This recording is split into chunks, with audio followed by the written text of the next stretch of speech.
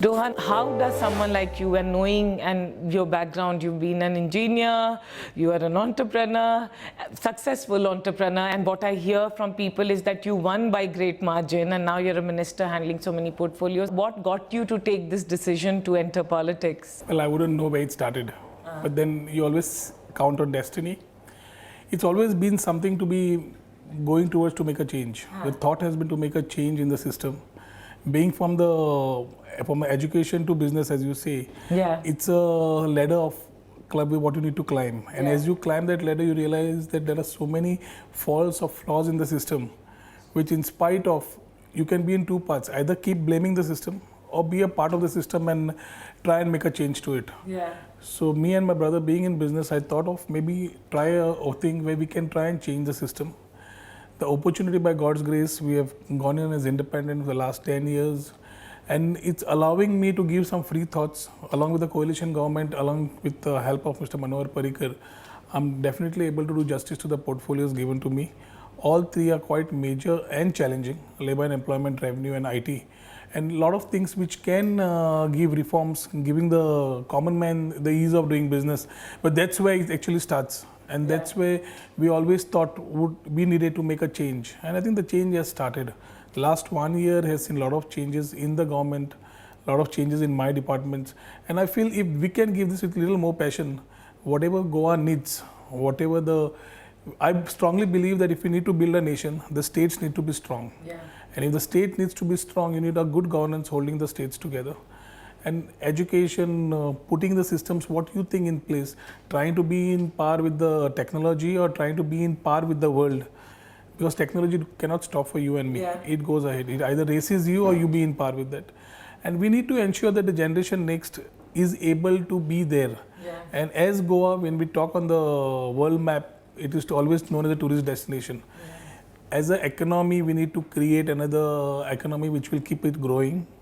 Education, knowledge hub, non-polluting industries are good investments for Goa. And that has started in the last 1 year. And that's where we see, especially IT, to come in this particular frame, this particular space, where I'm pretty sure with what Goa has to in offering, Goa will be there somewhere in the next 5, 10, 15 years as a very preferred IT destination, as a very preferred startup destination as far as Asia is concerned. One thing I admire that as a minister today you're meeting me, it's a holiday I'm assuming here in Goa. Do you think you will also be fighting a bias which is like Goa as a tourism place? So do you think all the work that you do sometimes gets, not so noticed because Goa, everything, Goa is just sun, sand and all things awesome of tourism? No, I strongly believe that you need to do what you feel is good. You need to do something that you can enjoy, and whatever you do with some passion, whichever the space Goa needs. Like tourism definitely is a natural part of the state. You don't need to sell tourism the way we are. Goa is selling by itself. What we need to do is identify how Goa can be somewhere else. Mining was a strong economic backbone. That is no longer there. From a percentage of 15 to 16% of the GDP, we have dropped down to about 4% of the GDP.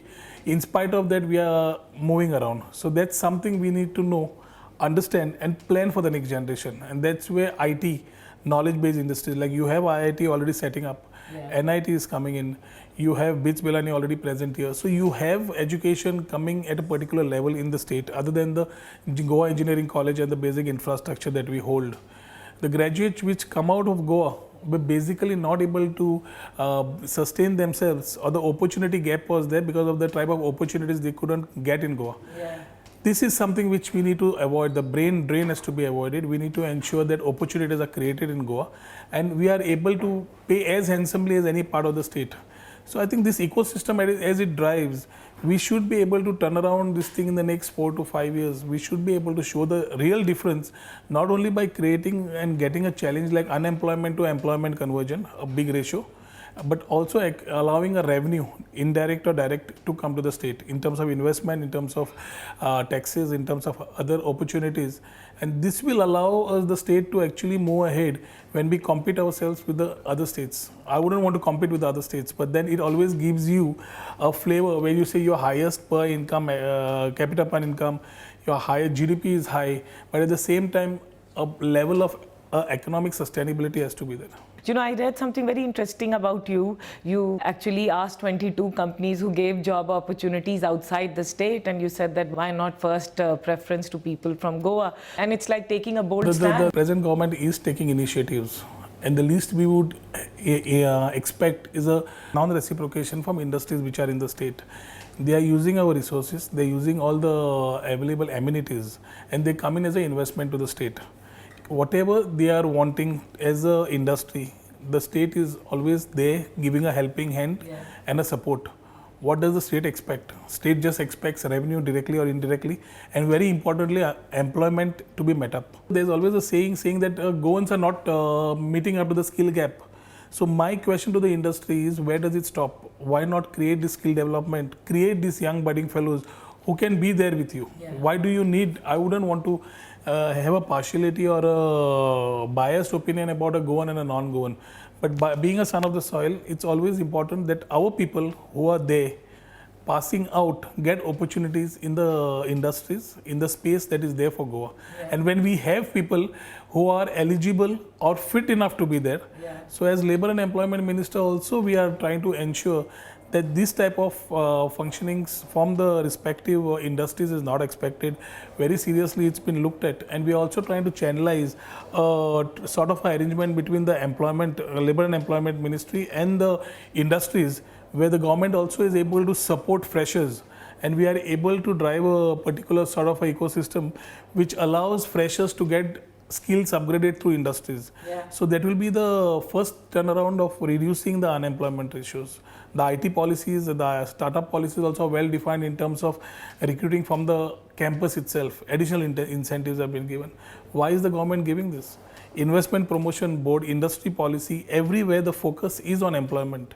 Since the industry, the government invites the industry with employment as a priority, when we give them all the support, the least we expect them is to reciprocate as they grow by taking Goans as a priority, and that's where we can say Goans can remain in Goa and allow the state to have a bonding and allow the state to grow. I must commend you, and I'm sure everyone watching would do the same, because sorry, but politicians are very ambivalent and they won't speak, right? Or they will speak something which is good for corporates, mostly like musical, but this is like generally asking. Was very refreshing, and hats off to you. You know, your ability to say things so clearly and articulate, does it come because you are not from a political background? It's how you understand the systems. Okay. I feel very important that I am answerable to God, and I'm answerable to my people who have elected me, and the state of Goa whom we need to perform in this position. I strongly believe that these positions are not permanent in nature. There is a time when you are given an opportunity to perform, and then when you have a very strong backing of a chief minister who allows you liberally to take decisions and not get bound by pressures of corporates and other things, it makes the job much more easier. So he is there as a backup. We need to know and understand what we need to do for the state. I think that's the drive the present team is having, and that's what we need to do. A strong vision, a strong focus, and a strong hand can only make a change what we are looking at. Otherwise, it's only policies, politics, and rhetorics.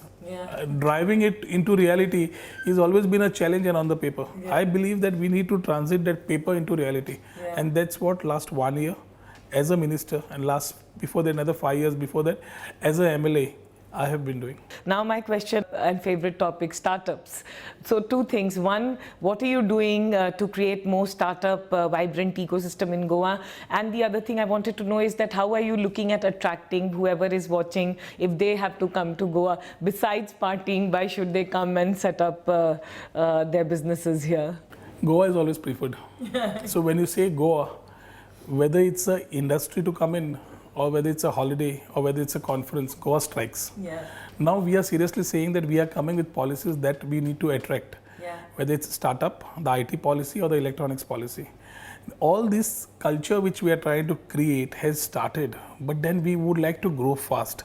We wouldn't like to be infants for a long time. We wouldn't like to be a child for a long time.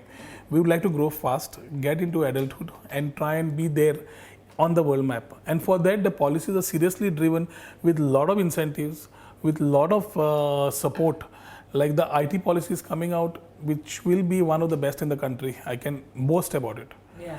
We may not have the biggest space to offer, that's what I always say, since space is a scarcity. So we need to ensure that the right investments come in.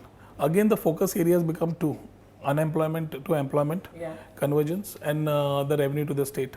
As a startup, we already have a system in Goa where there are a lot of people who are there. You'll be surprised that we have a lot of a fraternity of digital nomads coming down to Goa. Yeah. These are untapped resources or untapped areas which no one thought about. And I think as a team in the IT, we have quite a strong team, and then it's allowing us to actually tap into these areas which has not been looked by normally the states. Because when you look at a bigger state, the first thing they offer is land, and then the rest of the things go. I think what we are trying to understand is how do we work together. We combine and make an effective approach for the IT.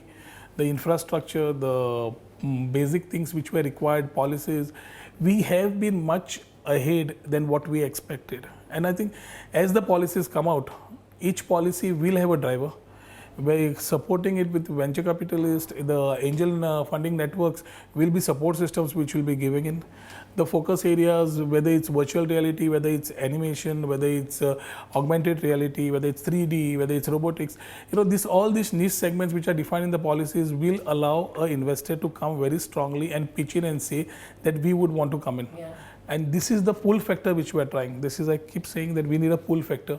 We cannot afford to give the push factor. So any industry, how we should pull in and what we should offer, we have kept a flexibility. So understanding the type of industry wanting to come in will be welcomed with open heart, and wanting to work a long way. It's not a question of 1, 2, 3 or 5 years. We would want these industries coming in the first part to work a long way with us and create and be there. And as what we say, the story begins, then I think the story has begun, and a success story, I'm pretty sure, will build up in the near future.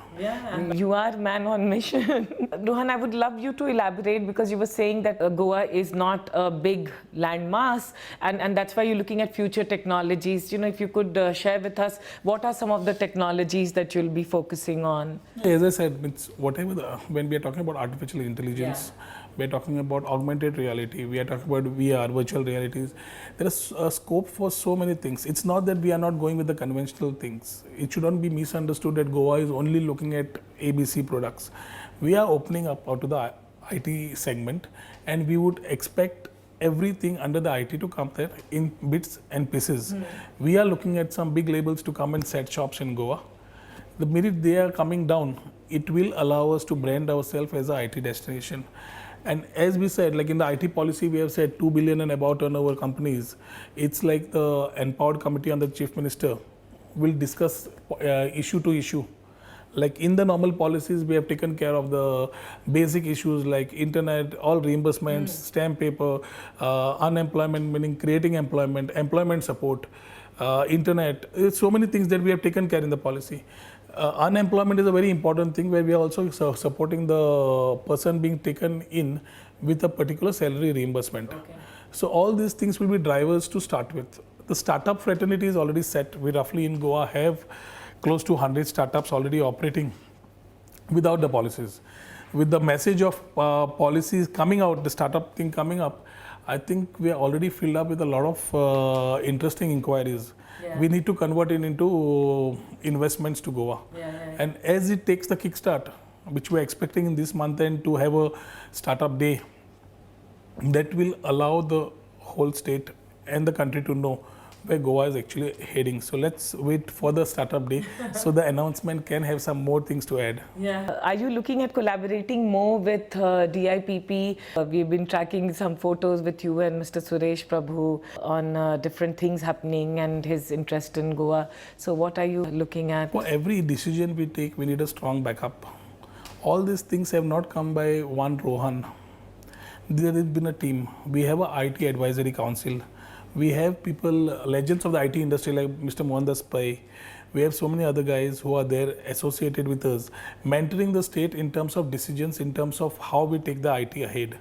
Then we have Mr. Suresh Prabhu, who is actually inclined to the Konkan area and very close. He's got Goa close to his heart. Today we are ambitious enough to create Suresh Prabhu's vision is to create a startup capital of the country should be Goa. So that's a vision which we want to carry. That's a support which if they are giving us. Today we are talking about having global functions of VCs in the state. This is an exposure to the state. And these are things which I think in the coming days or coming months together, if we accumulate it together, it's a lot of things which we'll be able to showcase. Mr. Prabhu has also been, being the Commerce Minister and the Aviation Minister, we are also trying to understand how far we can take IT in terms of startups, in terms of taking it globally and how to place Goa on the world map. Other things like Mr. Ravi Shankar Prasad, he's been around. So I think all these people from the center, being a BJP government and in the state being a BJP coalition government, I think this is definitely allowing us to grow much faster. And with the backup of our Chief Minister's relations with the center and Mr. Modi ji, we are able to take decisions quite fast. And a lot of people who would like to come down to Goa wouldn't be waiting for procedures to complete. We strongly believe in ease of doing business. We are looking at a one window system where we are able to cater to the requirements. We are trying to give areas which will be under investment promotion areas so that the permissioning and the normal statutes which the company goes through is reduced and they are able to channelize and start their business. So these are positives which we are trying to create as a backup to the particular IT policy and the startups. Yeah, you know, you were saying Goa is close to Mr. Prabhu's heart. I think Goa is close to every Indian's heart. Every Indian's heart in India and outside India. It is on the global map, but with you, we hope that Goa is also in the global map as an IT and as a startup destination. When are the policies coming out? The startup policy is expected to be out. The policy is already out. The schemes were supposed to be out, which will be out by this month end. Okay. We have had some basic issues which we have cleared out. So I think by this month end, the schemes of startup will be up. And by May mid, we are expecting the IT policies and schemes also to roll out. Okay. Everything what we are trying to do is when we say positioning Goa globally, we have to understand that Goa can be by default a preferred destination. I wouldn't wouldn't say that other states what is wrong, but we have positives. Pollution is less. Logistically, we are well connected. Intercity connecting time is very less. These are opportunities and things which other states cannot maybe offer, and that's something which we can offer. And time is business, and business is money. So a commercial guy wanting to set up shop in the state would definitely know that this type of things can allow him to grow. With additional, other than the port, we are coming up with the Mapa airport. Next 2 to 3 years, it's supposed to be kick-starting. So this type of logistic changes with Goa being connected, like Mr. Prabhu was on record that he is trying to get Singapore Airlines and the rest of the guys here. If we are able to get this as a hub at Mapa, you are talking about connecting the world. And if you are talking about connecting the world and having Goa, we are walking ahead. The only thing which we need to keep is we need to keep our ethos tradition alive and not get into an overdrive or overtrade where tomorrow we lose our identities. So there is a very balanced approach which we are looking at, and we expect all these policies as they drive by May, we should be able to hit out. By May end, we are trying to, or May end or June, we are trying to do the Silicon Valley. So that should allow us to pull in a lot of investments or industries from there, the first level or the second level, which will also give a boost to the present ecosystem. You know, I was speaking to someone who is close to you, and he was saying that your schedule is crazy. Even on Sundays, you take out time from morning to night and just keep on meeting people and addressing everyone's concern. How do you do that? How do you get that? You know, that's like just how do you get that energy, and how are you managing your time between all these things? It's how you get the energy in yourself, Shradha. It's how you get a passion to do things what you like. I derive a pleasure. I feel I've accomplished something when I see a smile on somebody's face. And when it comes to my own constituents, it's very important for me that I attend to them personally, because that's been, as an independent, they have been my backbone. I have not been a party-backed candidate. So since they have been, it's a reciprocation to them. We have to ensure that my constituency, I have to ensure personally that my constituency is well catered to. So time, programs are phased in a manner that constituency is given priority as a MLA. Now you need to come back and shift your position as looking as a minister for 3 departments of the state. So you need to ensure that your week or your month is well planned, schedules are pre-planned, and I try to go by the schedules. So if you are able to adapt and go by your schedules, I think you can accomplish a lot with a proper, I have a good backup team in my office who is actually coordinating well and putting things. So it's a teamwork of a lot of people in the constituency. It's a teamwork of a lot of people in my office who are actually allowing me to move. And energy levels have been high right from college days. So it's like the additional adrenaline which you get is only after seeing the smile on somebody's face. They say, okay, you achieved something, let's do something more.